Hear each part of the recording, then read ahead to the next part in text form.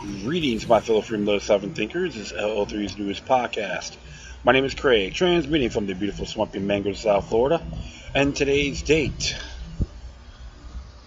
Monday, November 20th, 2017. Yes, it is a late Monday night.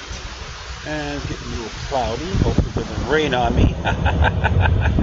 But, yeah, I'm just chilling right now, hanging out by the New River, as usual.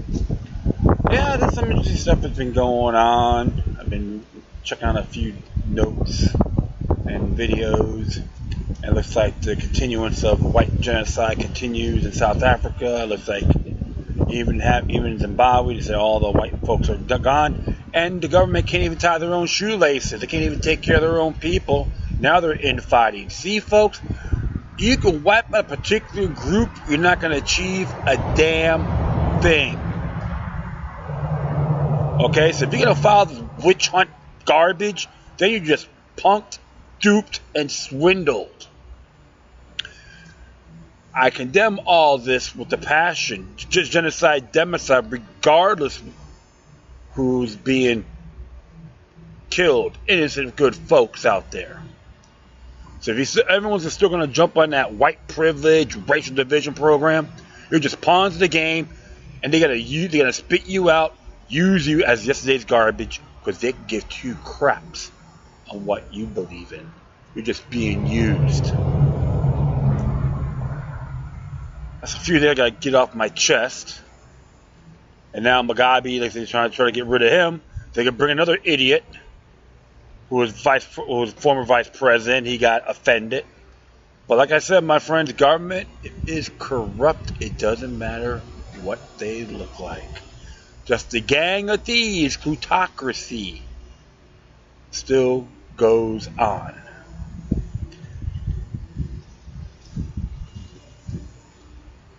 And of course, there's more shootings that happen in Chicago, but that's not mainstream. That's not big mainstream news. You're going to end the damn drug war in that area. And the people of Chicago need to tell the mayor and the Treasons Council to stick it. Your natural rights are inalienable, guaranteed under your state constitution as well. All you got to do is read, implement, comply to that, not to Gonzo and his lackeys. These are just examples of what's going on. And of course, Fort Lauderdale's had like sewage issues, piping issues, and they want to get all these, what do they call these, cleaning guys going in with the big trucks, waste management trucks, to get all the stuff out. Cost the city of Fort Lauderdale $250,000 a day, according to Commissioner Trantillis. He was against the idea. So now, you're going to try to find out ways to make it, how to get the money, right? Okay, we'll just make this area 24 hours, 24/7, enforced, and people really go there anyway. Dumb, I gotta say. Dumb. Control grid horror bags. Playing out of the Communist Manifesto playbook. Just an example what government can do. Rather, it's the big mafioso hotshots in the mega cities or the boss hogs of the hick towns. Always question these characters. And I say that with decorum. So what else is new? Nothing really. I'm just getting pretty bored at times. But, you know, that's just part of life. But doesn't mean I'm going to sit there and stagnate either. Okay, well,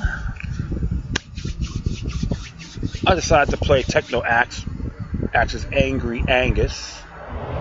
Haven't played that in a long time. Still gotta get some equipment. I'm just too complacent right now, too lazy at times. You know, you like to sit there and just not do anything. And we all have those moments, part of humanity. Alright, well, instead of bickering and complaining, let's just have some entertainment here. So I decided to do a few things. 4 topics I'm going to be talking about. This one came from antiwar.com. Hey, folks, support these guys. fantastic, and they have a lot of merit in their information. And this one here is by Reese Ehrlich. Make Saudi Arabia great again. And as it reads here, stood in front of a mosque in the city of Quad of Saudi Arabia, interviewing people for a story. Suddenly, 2 city police cars pulled up. Several minutes later, plainclothes officers from secret police began questioning me. I had entered the country with a journalist visa, but committed the grave crime of practicing journalism without official permission. Wow. Glamboy Rubio, can you explain that? Human rights violations in Saudi Arabia? Oh, I forgot. You just pulled down your pants and went, "Give it to me, Your Majesty." And I will continue on here. All interviews, even ordinary people, had to be cleared in advance. I was told not to leave my hotel and exited the country soon thereafter. I was, however, able to report on the brutal repression of Shia Muslims in Saudi Arabia, who have been demonstrating against the government since the beginning of the Arab Spring. Kingdom of Saudi Arabia is the most repressive regimes in the world, and of course, a close U.S. ally. Exceptional. Cuba can't do it, but they can. Exceptional. You know, so special. The kingdom is back in the news because its leader, Crown Prince Mohammed bin Salman, MBS for short, has arrested more than 200 of his royal cousins and businessmen on corruption charges. But he's a diplomatic king, right? Real honest. In a truly Saudi twist, those multimillionaires are jailed at Ritz-Carlton in Riyadh, seized by the government for the occasion. Some face the indignity of sleeping on the mats in the lobby. Some media and the Trump administration portrays MBS as a reformer cracking down on corruption and the reactionary religious establishment. The Cairo Review, for example, wrote, "The Crown Prince has moved quickly to confirm his liberal, progressive credentials.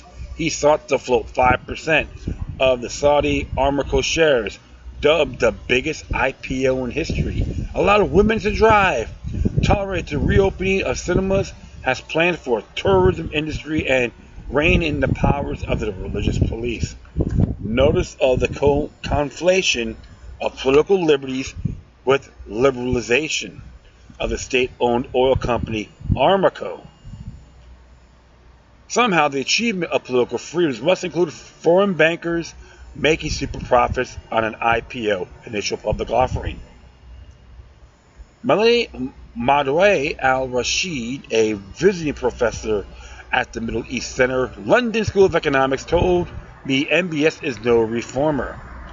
He's more like an autocrat who employs public relations and management consultants to package the worst changes as historical reform. She said he's desperate to attract foreign investors who should not rush to save his throne and risk of losing all their investment. The Crown Prince anti-corruption campaign is a phony. He arrests his political enemies while his corrupt cronies remain untouched. Autocrats use populist policies to gain popularity, and MBS is no exception, Al-Rashid added. What we've seen is a coalition of military, political, and financial powers rather than anti-corruption.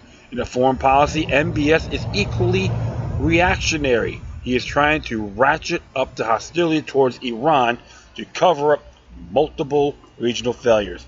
The KSA is bogged down in a war with Yemen, and its efforts to isolate Qatar have failed miserably. Since 2012, the KSA backed Al-Qaeda, affiliate group in Syria, as I exposed well before it was acknowledged in the U.S. Those extremists have lost the civil war, and the Saudis' influence along with them. And there's Lebanon. In early November, MBS summoned, dropped something here. Lebanese Prime Minister Saad Hariri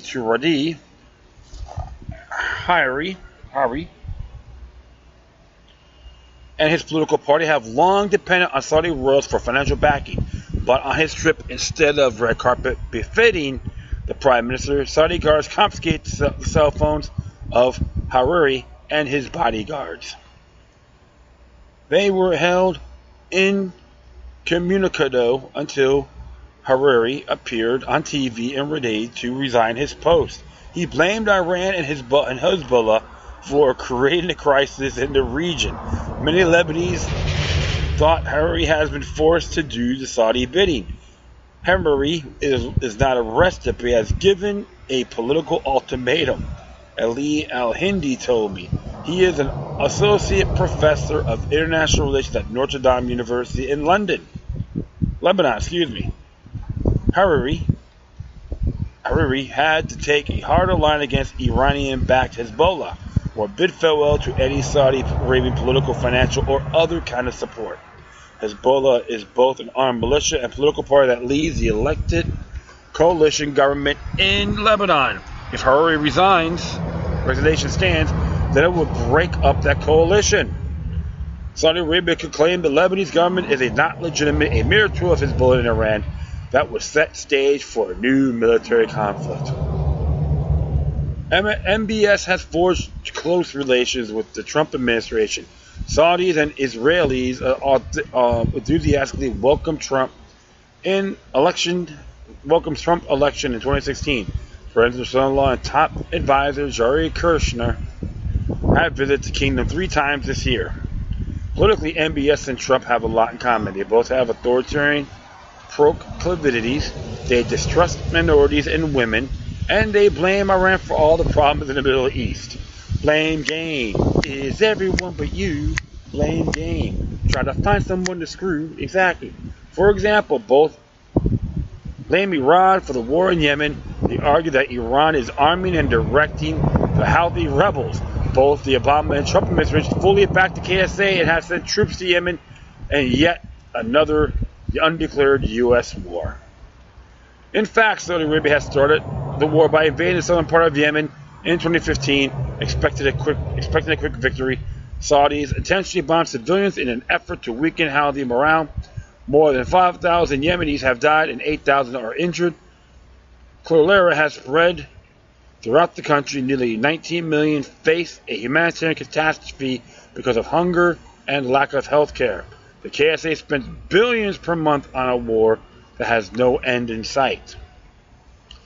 Paul Pillar, a former senior CIA official who is now a fellow at Georgetown University's Center for Security Studies, told me Iran did not initiate the Yemen war. It does not control the Houthis.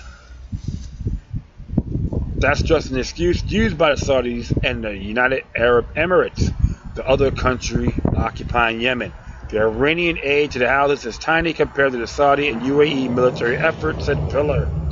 The war has had cataclysmic consequences. Both the U.S. and Saudi Arabia also claim that Iran is trying to create a land bridge stretching from Iran through Iraq and Syria to the Lebanese coast that would enable Iran to supply Hezbollah with weapons for his fight against Israel. Pillar snorted that he tries of hearing this phony argument. He noted that Hezbollah has gained strength over the past 30 years without any land bridge. Iran will have access to Lebanon, but it doesn't need a land corridor. He said, they can ship by air. I worry that MBS' latest moves are a broader plan to encourage Israel to attack Lebanon. Hezbollah has emerged on the winning side in Syria, having backed President Bashar al-Assad. A political analyst with the Israeli daily Haaretz wrote, the Saudis are trying to move the battlefield with Iran from Syria to Lebanon, trying to get Israel to do Saudi Arabia's dirty work. There's fierce debate within Israeli ruling circles to whether and when to attack Lebanon. Israel already lost the war with Hezbollah in 2006. Hezbollah sank an Israeli naval ship and fired missiles into northern Israel. Today, Hezbollah has a lot of missiles and troops battled hardened in Syria. For the moment, Israeli officials are talking down the prospects for a full-scale attack on Lebanon. But there's no question that MBS machinations are causing severe tensions in the region. A former CIA analyst pillar told me the odds of war are greater now than a few months ago. If you want to see corruption and political chicanery American style, keep your eyes on former Trump National Security Advisor Michael Flynn. We know that Flynn was on the Turkish payroll and he tried to cut U.S. support for Syrian Kurds, which reflected Turkish policy. Now the Special Counsel's office has leaked Flynn's possible connection to a $15 million plot to kidnap a prominent opponent of the Turkish government living in Pennsylvania and deliver him to Turkey. If pursued by Special Counsel, the Flynn story will reveal a lot about Washington's real inner workings. And he actually does appears in 48 Hills every 2 weeks. Very interesting. It was reprinted from 48 Hills, by the way. So, yeah, a lot of stuff, my friends. A lot bigger than what it is. So,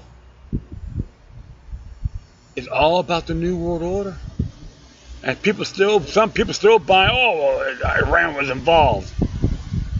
I'm shooting down the planes. I'm like, please, stop listening to the confounded garbage. Hey, as an American, I support common defense rather than imperial offense.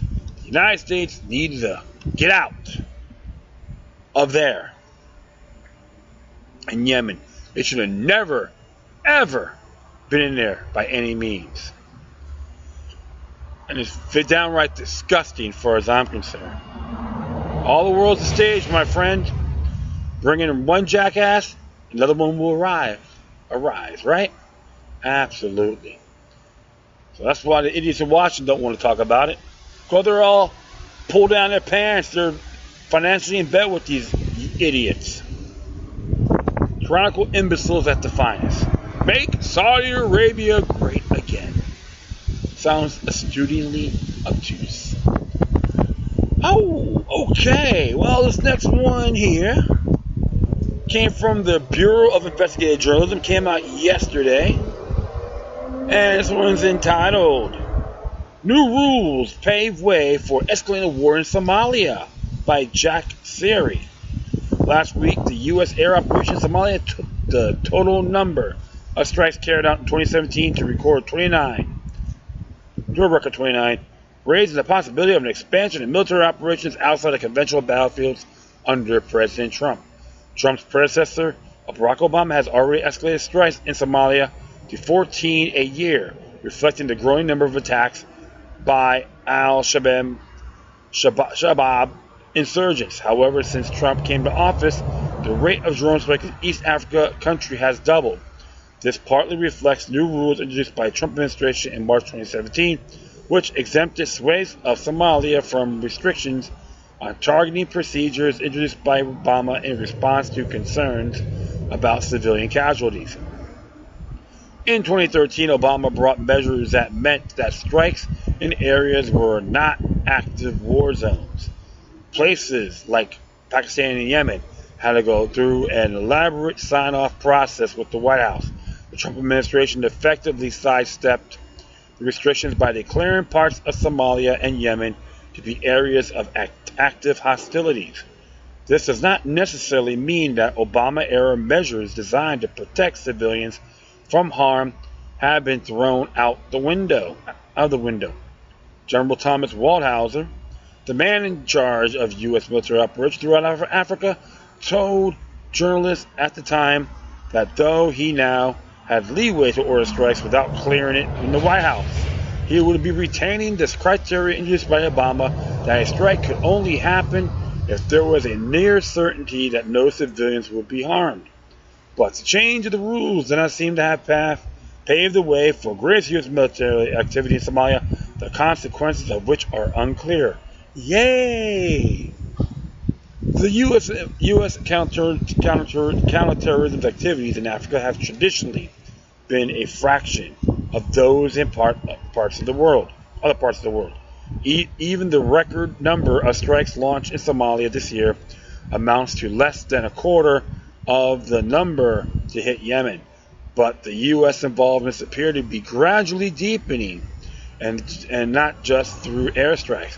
The U.S. has around 500 soldiers stationed in Somalia, including special forces advisors that accompany Somali troops and AMISOM, the African Union mission in Somalia, on operations on several occasions this year. The U.S. has been compelled to provide them with close air support when they have come under attack from al-Shabaab insurgents. There's only coordination in Mogadishu staffed by American officers who coordinate operations with Somalia and AMISOM commanders. U.S. drones jets are based in Djibouti, the north of Somalia, where AFRICOM runs its operations across East Africa. It's hard to say how extensive the U.S. operational activity on the ground is and whether or not it is increasing. Officials won't say how often U.S. forces have carried out partnered ground operations this year, though will confirm U.S. involvement when questioned about individuals' incidents. In addition of the 4 partner ground operations that needed air support, 3 have come to light in 2017 to prove controversial. Oops, sorry.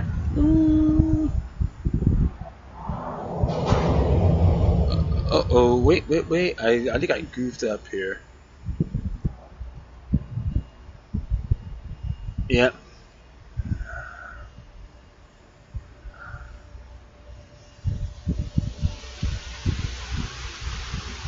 Sorry about that. I just like lost here.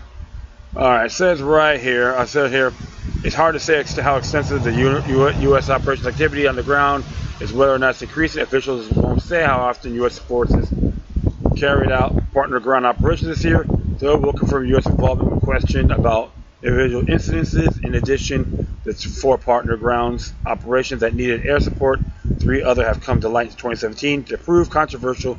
They caused either American or civilian casualties. Sorry if I repeat that paragraph, forgive me. On 25th August, 10 civilians were reportedly killed in a U.S. Somali operation in Beir, southern Somalia. Villagers had spotted they were under surveillance, had told the Somali military that they were civilians. There was no Shabaab there, feared an assault.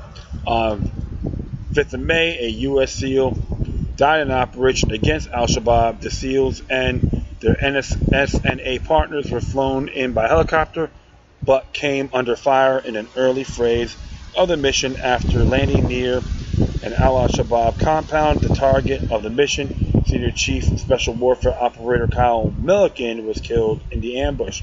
The increased U.S. military activity in Somalia, of course, does not occur in a vacuum. Al-Shabaab have launched bold and ruthless attacks over the course of the year.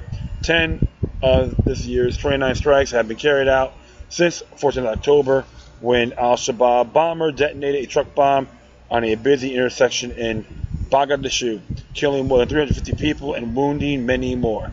Somali officials have connected the increase in air attacks when the October suicide bomber through the U.S. command in Africa will not confirm this. Main picture of Reaper drone courtesy of the United States Air Force. Interesting. So more of the war on terror, counterterrorism, and all that good stuff. My oh my. So can we go to a full-fledged war? Remember how Mr. Clark talked about Somalia as one of the 7 countries the U.S. wants to attack and conquer. Something to really think about, right? Yeah, foreign policy blows. There's always a thing called blowback. Some people there may be some natural resources that some higher ups in the powers to be can benefit from it. Always look at the bigger picture. All right. Here's one here. Commentary from CNSnews.com, the conservative ones. It says here, it's time to protect Americans by privatizing TSA, by Dave and Sarah. came out today, 4:24 p.m. This year, the Department of Homeland Security carried out covert tests on Transportation Security Administration security, and the results weren't petty. The results of the test show that the TSA screeners failed to detect weapons, drugs, and explosives almost 80% of the time. While the exact failure rate is classified, multiple sources indicate that it is greater than 70%. The Department of Homeland Security Inspector General carries out the Red Team test periodically to check the competence of the TSA's ability to detect and stop fake weapons from getting through airport security. In 2015, the TSA failed these tests by an even larger margin, 95%. Sadly, these results are not surprising. The TSA has a history of failing to uphold basic security standards. So why is the TSA failing 8% of the time, and why is Congress not demanding serious changes be made? Congress cannot stand idly by and watch as the TSA continually fails to uphold basic standards and lose the faith of the American people. In any other businesses, 90%, 95%, and 80% failure rates over the course of several years would not be acceptable. Any vendor who failed to deliver on his promises, or an employee that failed to show up to work that often, would be fired. And so it is time to fire the TSA from frontline screening. The best solution our broken airport security system is to privatize TSA screeners. The U.S. could mirror the Canadian public-private partnership or switch to the screening partnership program already in place, which currently allows airports to opt out the TSA security screening and use private screeners instead. Either of these two options would replace government employees with private screeners who would be responsible for monitoring the screening process. The TSA would still be responsible for setting and overseeing aviation for security rules. In fact, rather than running a large screening workforce, it could focus exclusively on setting standards and figuring out how to improve security. Shit. Excuse my language. Private screeners would increase productivity, security, provide better accountability, and be more effective. Reports found Canada spent 40% less per capita on aviation security, which frees up money that could be used in other areas to secure the homeland. That could be true for the U.S. as well. The TSA struggled to manage its workforce while allowing private security companies to manage their workforce with strengthened screeners, capabilities, and allow the TSA to improve its oversight role.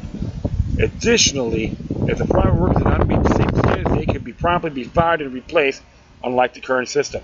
We cannot afford to wait for the next terror attack to become serious about reforming our airport security system. Congress needs to privatize the TSA to protect travelers from real threats that our nation faces. Well, I have some good points on here. I can say that. And I'm not really too crazy about the Heritage Foundation, too. But you gotta look at everything in a bigger picture. But one thing I gotta say, yeah, screw these bastards. You know, excuse my language, but I'm not trying to condemn anyone who works for the TSA, but I was never impressed. And I see a lot of blowback, and it's backfiring. Usually, when I know people talk about the horrific stories they get, even when they're kids, you got some strange folks in there that were actually fondling, like children and so forth, when they opt out from the body scanners, okay? But usually myself, I recommend this. Have deplorable hygiene. Fluctuance is a plus within an environment. So if you get a fart when they pat you down, why not? Let them earn their money. It is very disheartening. I've seen actual videos, people trying to harass people, and they can't, especially can't videotape them. It's public grounds. Fort Lauderdale Hollywood Airport is owned by Broward County, a public airport. And you got some knuckleheads at other places, I'm not saying it happened over here, but other places trying to dictate to people, you can't videotape me. Shoot. But like I said, it may look good as uniforms, but the fine print is heinous. Any business that is being inefficient and irresponsible, they're gone. So let a competitive free market proceed. Maybe some mercantilism in here. As far as I'm concerned, the TSA has to go. Alright. To all my fellow brothers and sisters out there that, let me see something here. I was going to do one more thing. Oh, yeah. Yeah, there you go. I like that a lot. Alright, well, this is a commentary. Came out by John Whitehead from the Rutherford Institute. It says here, don't just give thanks. Pay it forward one act of kindness at a time. It is hard, heart-wrenching, stomach-churning.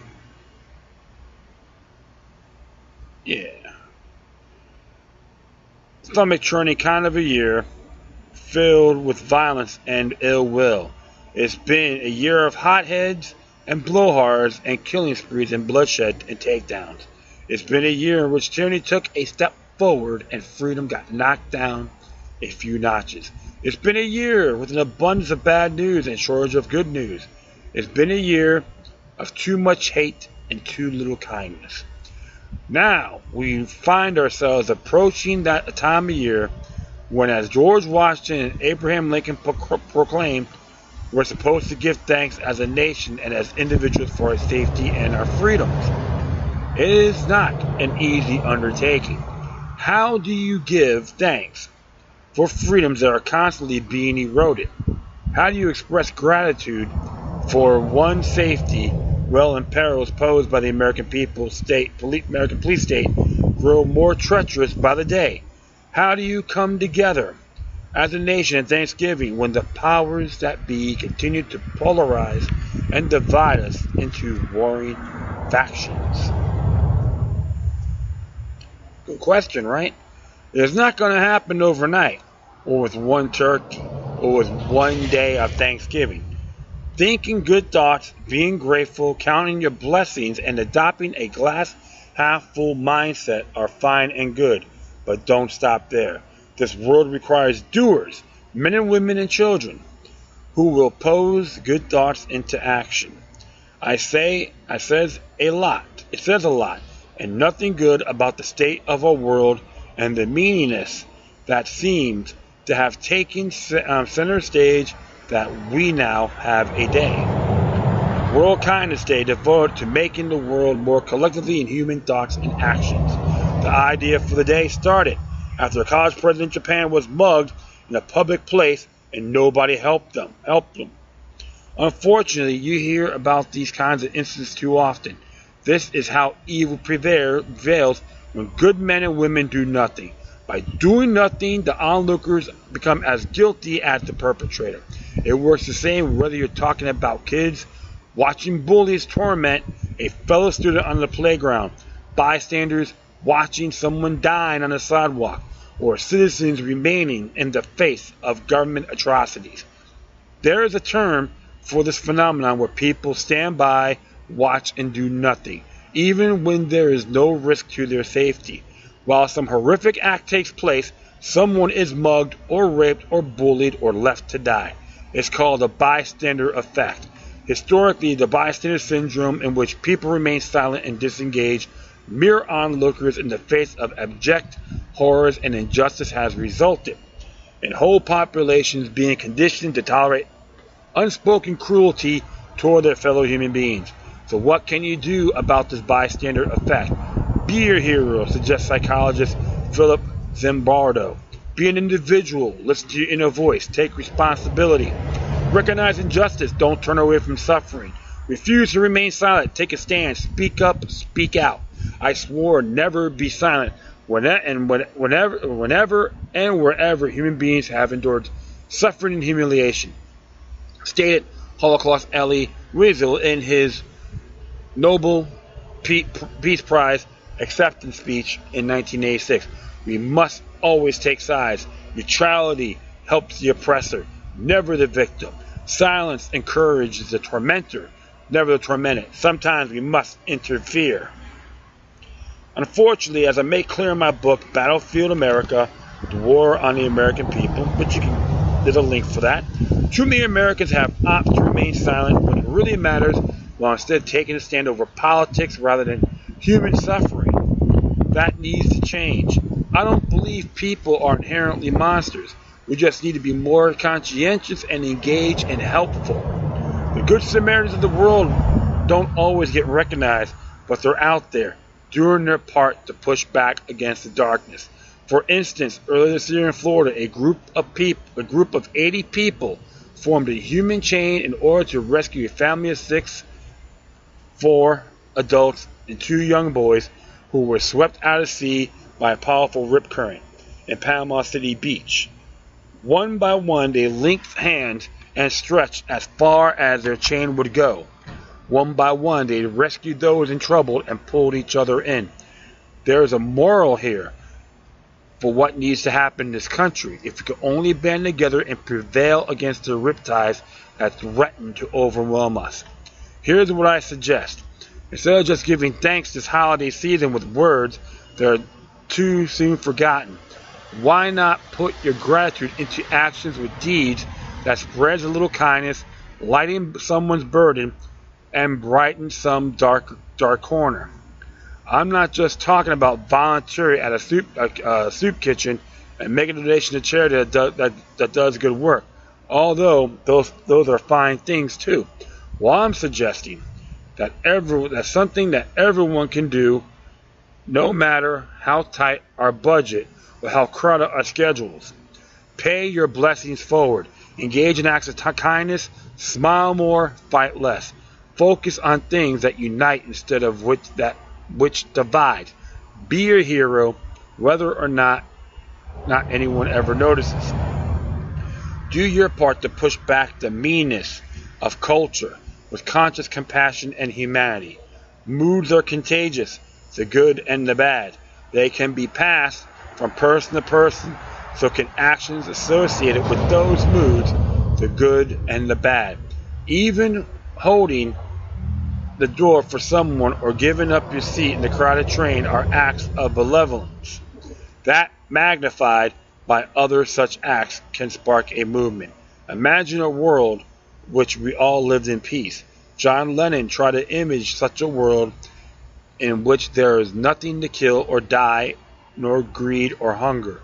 He was a beautiful dreamer whose life ended with assassin's bullet on December 8th, 1980. Still, this doesn't mean the dream has to die too. There is something to be said for working to make that dream a reality. As Lennon reminded his listeners, war is over if you want it. The choice is ours if we want it. And he's absolutely correct. We all have our moments, friends. Be moody and sometimes we'd be a pain in the neck or a knucklehead. But it doesn't always have to be that way. Just finesse is good. Showing courtesy to others gets you a lot further. Don't complain about where you live. Every community has issues, but make a difference. Don't be the schlep rocks. Don't be the bully. And be mad at everybody. Because that will eat you up. And actually, you wind up hating yourselves. PMA, positive mental attitude, is essential for every single one of us. They want us divided so we could be their peasants, their slaves.